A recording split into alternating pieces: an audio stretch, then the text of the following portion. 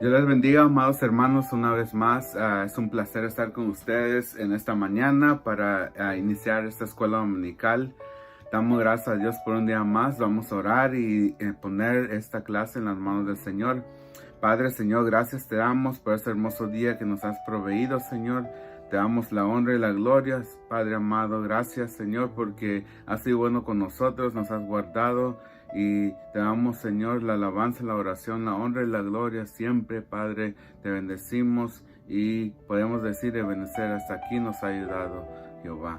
A ti sea la honra y la gloria, Señor, que tu Santo Espíritu, Señor, sea el que tome control, Señor, de esta enseñanza.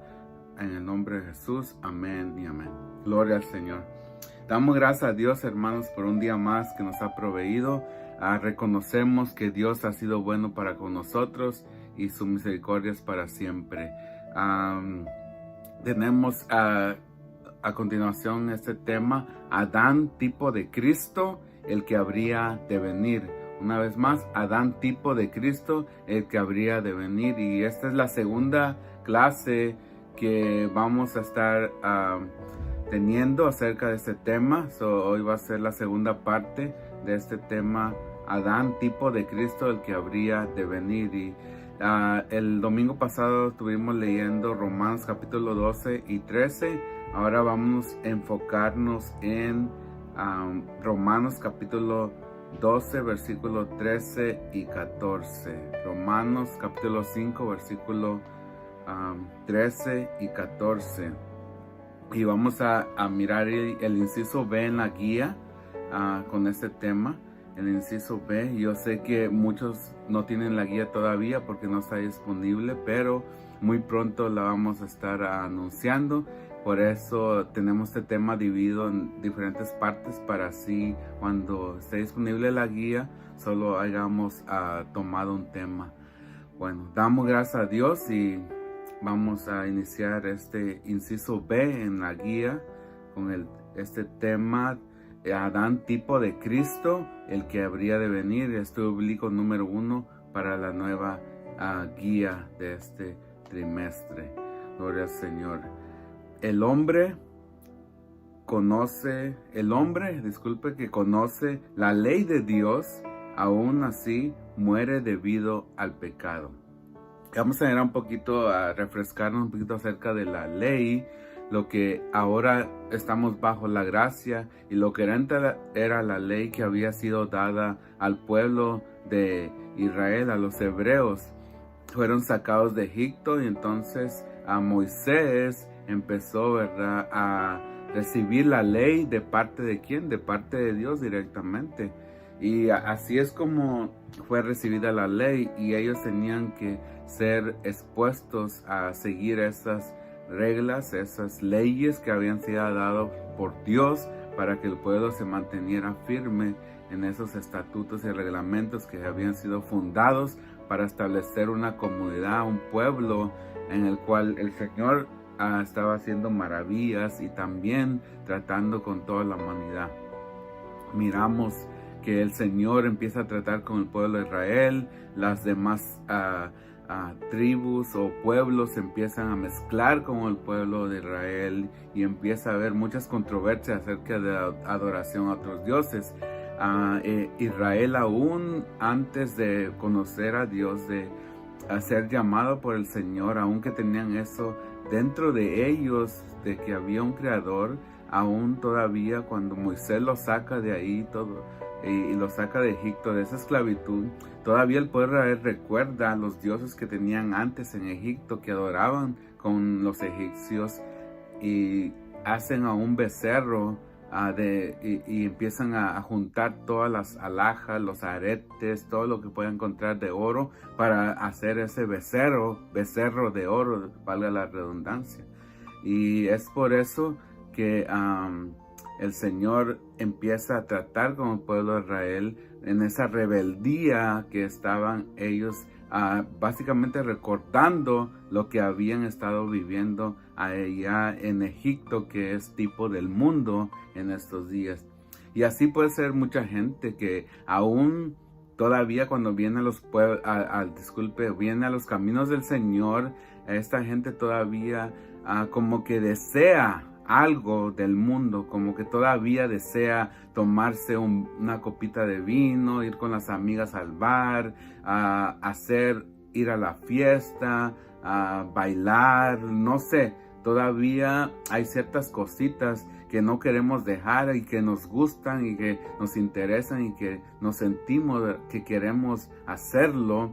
Pero la realidad es que el enemigo es el que está tratando de alentar nuestra carne para rebelarnos en contra de Dios. Y es lo que sucedió. El pueblo de Israel se rebeló en contra de Dios y hubo algo tremendo ahí, de que aún lo que Dios había hecho en la vida de ellos, todavía no estaban siendo agradecidos con Dios por lo que había pasado, sino que estaban reclamándole a Dios de lo que habían dejado o no tenían, como personas que andaban básicamente exiliados o fuera, buscando un lugar donde refugiarse.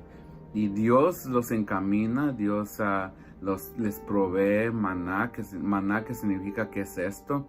Y era un alimento que Dios les daba para que pudieran sobrevivir, y no solamente alimentos, sino toda la ayuda que el Señor proveía espiritualmente en todas las áreas, en la económica, porque aún las sandalias no se gastaban, y era algo hermoso que el Señor estaba haciendo con el pueblo de Dios, pero sin embargo no miraban esas bendiciones, sino lo que empezaba a ellos a recordar lo que tenían en Egipto, que para ellos tal vez en ese momento o cierto instante de tribulación, de angustia o de lo que estaban experimentando ahí en el desierto, tal vez recordaban de que eso era mejor. Pero tengo una noticia para ustedes: no hay nada mejor que servirle a nuestro Señor Jesucristo, y hoy más que nunca, porque ya no estamos bajo una ley, ya no estamos bajo esos reglamentos, esos estatutos, bajo esas leyes que fueron puestas. Ahora estamos bajo la gracia. Ahora ya nos seguimos esos rudimentos que no podemos nosotros entrar al lugar santo. Solamente podría entrar el sumo sacerdote una vez por año al lugar, entraba al tabernáculo, el lugar santo, el lugar santísimo. Una vez por año entraba a ese lugar, y no era algo fácil. Simplemente la persona tenía que seguir las reglas, las leyes que habían sido establecidas y poder, ¿verdad?, tapar sus pecados, pero no eran perdonados. Y ahora en Cristo Jesús tenemos perdón de pecados, porque Él fue el Cordero perfecto, que fue inmolado, que fue crucificado en la cruz del Calvario por amor a nosotros. Pero no solo murió, fue crucificado, murió, sino también resucitó el tercer día y estuvo con los discípulos 40 días, y ahí se fue a la patria celestial, a estar con el Señor a la diestra del Padre. Pero dijo: me voy, pero no os dejo huérfanos, les dejo al Espíritu Santo, que va a estar con vosotros todos los días, todos, para siempre. Donde quiera que estemos, el Espíritu Santo está ahí. Y Jesús dijo lo mismo: yo estaré con vosotros todos los días hasta el fin del mundo. Así es que no sentamos que estamos solos, porque es lo que quiere el enemigo en nuestra vida, hacernos sentir solos. La ley es algo que ayudó al pueblo de Israel a recibir esa gracia. Fue algo que fue traspasado, era necesario para nosotros recibir la gracia. Y ahora tenemos dos mandamientos. Y el primer mandamiento es amar a nuestro prójimo, amar a nuestro prójimo. Y el segundo mandamiento es amar a nuestro prójimo. Ese es el segundo mandamiento. Pero ¿cuál es el primero? Si no amamos a Dios, si no tenemos amor a Dios, si no hay amor en nosotros, entonces no somos nada. Eso es lo que significa que el primer mandamiento: tenemos que amarnos nosotros, tenemos que amar a Dios, tenemos que amar a nuestro prójimo también. No solo amar a nuestro Creador, sino también amar a nuestro prójimo. Y eso conlleva mucho. en nuestra vida, porque es la batalla que tenemos todos los días de nuestra vida, de poder nosotros soportarnos los unos a los otros, como dice la palabra, soportarnos los unos a los otros, orar los unos por los otros, porque el Señor sabe nuestra humanidad, ese pecado que fue transmitido por Adán, por haber comido ese fruto prohibido. Claro, la mujer comió primero, pero sin embargo Adán podía haber rechazado eso y parado como sacerdote del hogar, como hombre del hogar, podía haber dicho, no quiero comer de eso.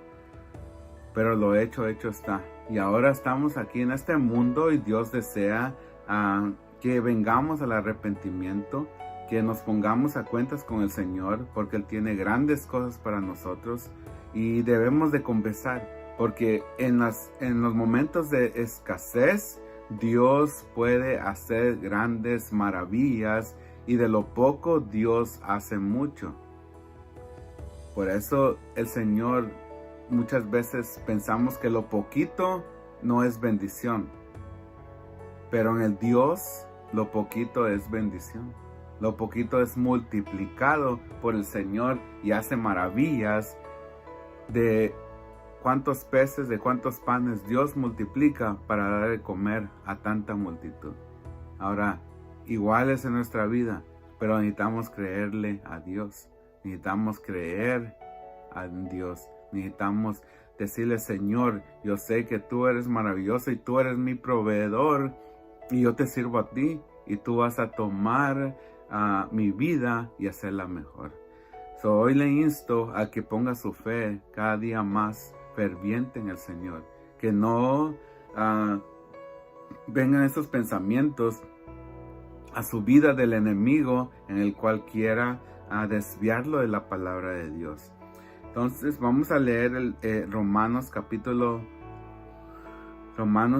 5, versículo 13 y 14. Dice, pues antes de la ley había pecado en el mundo.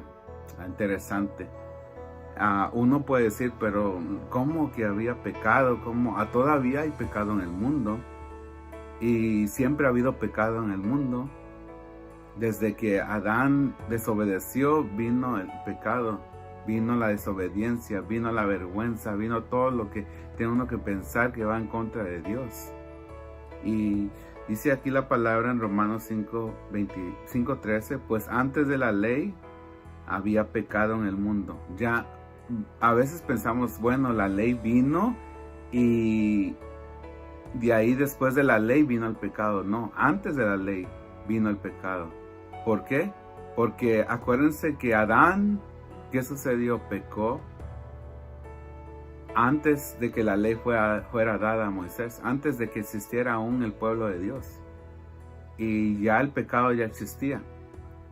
Desde antes de Adán también el pecado ya existía, la rebelión, cuando Satanás se rebeló en contra de Dios.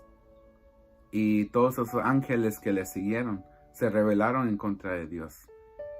No tal vez sería en la forma humana, pero en el aspecto, en lo profundo de la palabra del Señor, fue algo que se rebelaron en contra de nuestro Creador. Ahora, dice, pues antes de la ley había pecado en el mundo, pero donde no hay ley no se inculpa de pecado. Entonces, era necesario que Dios estableciera la ley. ¿Para qué? ¿Para qué? Y por eso el Señor estableció la ley, por esa misma razón. Porque aquí la palabra dice, pero donde no hay ley, no se inculpa de pecado. Entonces, el Señor tenía que establecer esas leyes y dar esas leyes a su pueblo para que de ahí esas leyes fueran sido expandidas a los demás pueblos, a los demás lugares, que ellos fueran el testimonio de todo el mundo, de toda la humanidad. Y es necesario, ¿verdad?, que pensemos nosotros que en la palabra del Señor Él nos está hablando acerca de vivir una vida santificada, una vida en la cual demos testimonio de que somos personas leales, personas en la cual no somos perfectas, pero vamos caminando a la perfección, dándole, ¿verdad?, alabanza, la adoración a Dios. Vamos a leer el versículo 14, dice de Romanos 5:14. No obstante, reinó la muerte desde Adán hasta Moisés.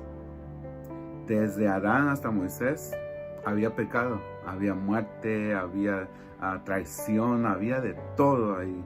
El pecado estaba en su apogeo. Y dice, no obstante, reinó la muerte desde Adán hasta Moisés. Y de Moisés, acordemos que Moisés fue el principio donde fue expuesto a que fuera creado por la hija de Faraón, y al mismo tiempo fue preparado para tomar ese rol de ser el libertador de su pueblo, porque él era hebreo y tal vez aún los egipcios sabiendo eso, pero como lo sacaron del río y no sabían quién era la mamá ni el papá, y Dios de una forma preparó que la mamá lo cuidara y fuera aún pagada por los egipcios para hacer eso.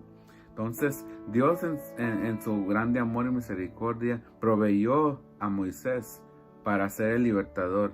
Y aquí la palabra dice que desde Adán, del tiempo de Adán, hablando de ese tiempo en el cual fue él sacado del jardín del Edén, de ese tiempo estamos hablando ya que fue expulsado hasta Moisés. No sabemos cuántos años había Adán vivido en el jardín del Edén. No sabemos cómo era el estilo de vida, cómo era el tiempo, si corría el tiempo, si había días, si había meses. No sabemos nada de eso. Pero sin embargo, después de ser expulsado, podemos, ¿verdad?, tomar en cuenta que Dios ahí empieza ya a trabajar con esa situación de que había ya en Adán, la vergüenza, esconderse de Dios, hacer lo otro, tal vez pensar que podía engañar a Dios, pero la realidad es que no podemos nosotros escondernos de Dios. Él sabe dónde estamos, sabe lo que hicimos, sabe lo que estamos haciendo, y nos va a cuestionar para ver qué tan sinceros somos delante de la presencia de Dios. Y yo lo que haría y lo que debemos hacer es ser sinceros ante la presencia de Dios. No le digo que vaya y confíe sus pecados a alguien, porque no lo voy a hacer. No le voy a decir que lo haga, no le voy a decir que haga lo otro, pero sí que venga ante la presencia de Dios y derrame y exponga su situación, todo lo que tenga dentro de su ser ante la presencia de Dios, y Él va a extender su mano poderosa para darle esa fuerza, esa fortaleza para seguir adelante, y va a abrir el camino y nos va a enseñar la luz en la cual vamos a encontrar la paz, vamos a encontrar al Espíritu Santo y venir a los pies del Señor para que Él tome nuestras cargas, nuestras rebeliones, nuestros pecados, todo eso, y los mande a lo más profundo de la mar y no se acuerde ya nunca más. Y seamos nosotros ahora un pueblo santo adquirido por Dios, real sacerdocio, nacidos de nuevo. Y esto para la honra y la gloria del Señor, y es lo que Él desea, lo que va en contra totalmente de lo que el diablo quiere, de destruir nuestras vidas. Dice aquí, aún en los que no pecaron a la manera de la transgresión de Adán, el cual es figura del que había de venir, o sea, del segundo Adán. Ahí leímos ya el versículo 13 y 14 de Romanos capítulo 5. Y en estos dos versículos nos da una mejor idea sobre el rol de la ley en cuanto a la culpabilidad del pecador. Estudiar el versículo 13, debemos recordar que la ley fue para Israel. Directamente la ley fue establecida para el pueblo de Israel, no para los gentiles, pero sin embargo el pecado había afectado ya a todo el mundo, así que no fue a partir de la ley que el hombre vino a ser pecador, sino desde que el primer Adán pecó. Pues muy interesante. Desde ahí el hombre vino a ser pecador, desde que pecó el primer Adán, de que hubo pecado en él. Y debemos aprender que el primer propósito de la ley fue revelar al hombre la santidad de Dios. Ese fue el propósito de la ley, fue revelar al hombre la santidad de nuestro Dios. Y el segundo, hacerle ver su propia pecaminosidad, o sea, su pecado, su culpabilidad, su vergüenza, hacerle ver eso. Y de aquí entendemos que aun cuando el hombre no tenía la escritura para conocer mejor la pureza divina, estaba innatamente afectado por el pecado y recibió por ello horribles consecuencias. La enseñanza del versículo 13 es que durante el periodo desde Adán hasta Moisés, el hombre era pecador, pero era inculpado por su pecado. Cristo mismo habló de la diferencia del castigo que se recibe cuando se hace el mal sin saberlo, y cuando se practica la injusticia con el pecado o el pleno conocimiento de la prohibición.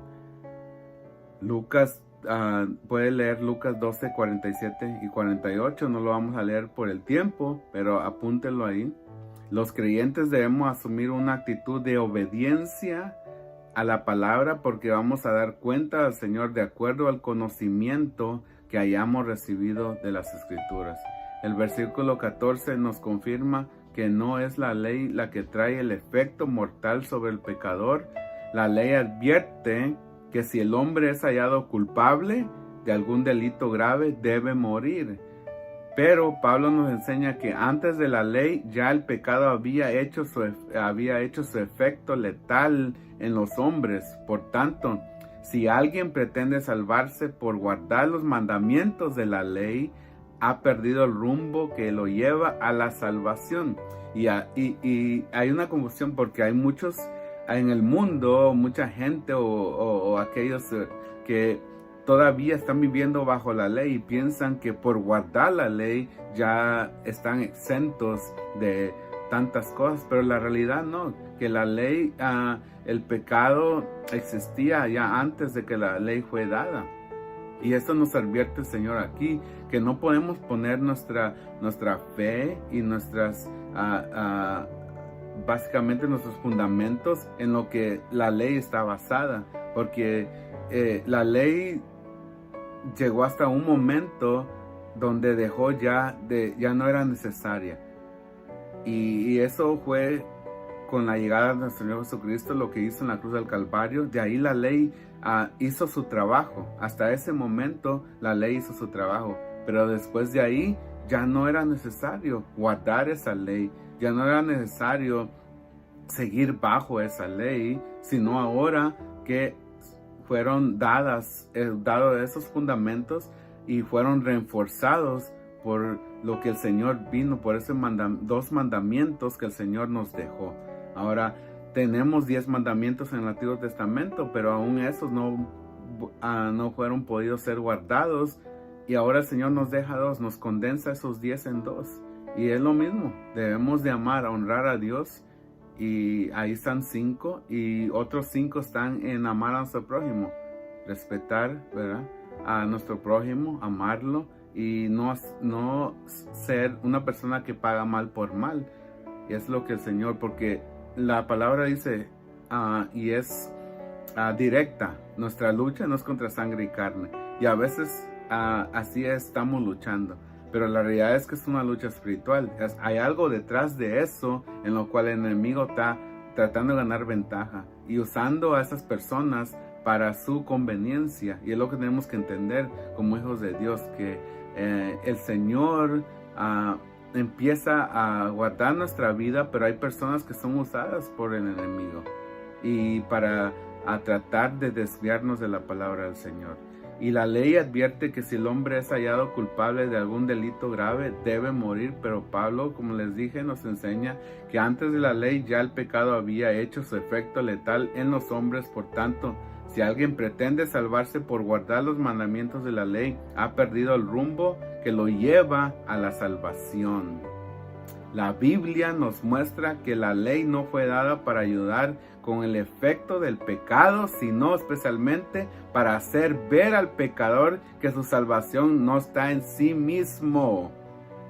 La muerte, o sea, el pecado es tan venenoso que trajo la muerte a reinar sobre los infractores. La conducta del creyente al respecto debe ser resistir la tentación y huir del pecado. Adán murió por su desobediencia en cuanto a comer el árbol de la ciencia del bien y del mal, pero aún a los que no pecaron igual que Adán, la muerte los alcanzó al final del versículo. La muerte los alcanzó. Vamos a mirar que al final del versículo 14 Pablo nos da la gran noticia de que aquel Adán es figura del que habría de venir. Por ello debemos anunciar que Dios ha provisto un Salvador, el cual redime al hombre del pecado, la culpa y la condenación. Este es Jesucristo. Así que, hermanos, continuaremos el próximo domingo con esta clase. Es muy extensa. Los temas son muy interesantes, pero tenemos el tiempo que ajustarlos y para no pasarnos y ser un poco pues desviados de ese nivel de tiempo que nos dan en las redes sociales. Entonces el tema Adán, tipo de Cristo, el que habría de venir. Continuaremos el próximo domingo. Las citas que vamos a estar leyendo en este transcurso de estos temas: Romanos capítulo 5, versículo 12 al 21 y 1 Corintios 15, 22, que va a ser tal vez la última parte de ese estudio bíblico número 1. Gloria al Señor. Vamos a orar y damos gracias a Dios por esta clase tan hermosa. A aquellos amigos que nos están escuchando, hay una esperanza en el Señor Jesucristo. Él está llamando y es por eso que se está hablando por estos medios para que vengan a sus pies. Y a ti, hermano, que estás pasando por una situación difícil económica, tal vez una enfermedad física, Dios todavía hace milagros. Los milagros no han cesado.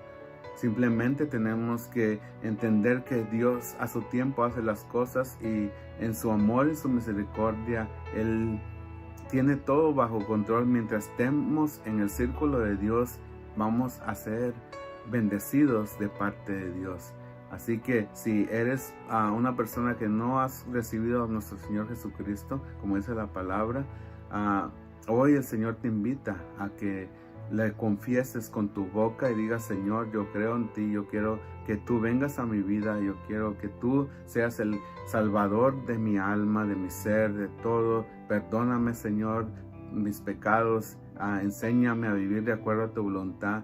Y yo lo invito. Yo sé que las iglesias tal vez no todas están abiertas, pero si hay una iglesia de la que tú conoces, o hay un lugar, o si no, ahí mismo en tu cuarto, empieza a leer la Biblia, empieza a clamar a Dios, empieza a meterte, porque entre más empiezas a leer esa palabra, más el Señor va a hablar a tu vida.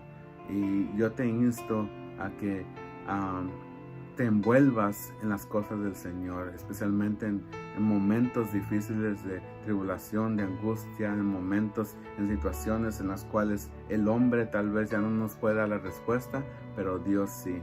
Así que vamos a orar por aquellos que están enfermos, por aquellos que vienen al Señor Jesucristo, que lo han reconocido, y por aquellos que tal vez tienen necesidad en diferentes áreas, o tal vez problemas familiares. Oramos. Padre, Señor, gracias te damos por esta hermosa clase que nos has proveído, Señor, y reconocemos que ahora ya no estamos bajo esa ley, estamos bajo la gracia de nuestro Señor Jesucristo. Espíritu Santo, tú seas el que conoces nuestras vidas, conoces las situaciones de mis hermanos, aquellos que están enfermos, Señor. En este momento pon tu mano donde está ese dolor, esa enfermedad, y en el nombre de Jesús empieza a declarar sanidad. Declárate sano en el nombre de Jesús. Y así, Padre, también aquella persona que tal vez viene a tus pies y Tal vez dice, Señor, yo quiero reconocerte como mi único Salvador, yo creo en ti, Señor, y esa persona empieza, Espíritu Santo, a tratar, Señor, en la vida de esa familia, de esa persona, Padre, en el nombre de Jesús, Señor, declaramos victoria, y gracias, Señor, por mis hermanos, por aquellos que están pasando situaciones difíciles, tal vez económicas, Señor, te pedimos que tú seas el que obres, tú eres el dueño del oro y la plata, Señor, y te damos, Señor, la honra y la gloria, la alabanza y la oración por los siglos de los siglos. Amén y amén. Así que, amados hermanos, hasta el próximo domingo y que el Señor los bendiga. Amén.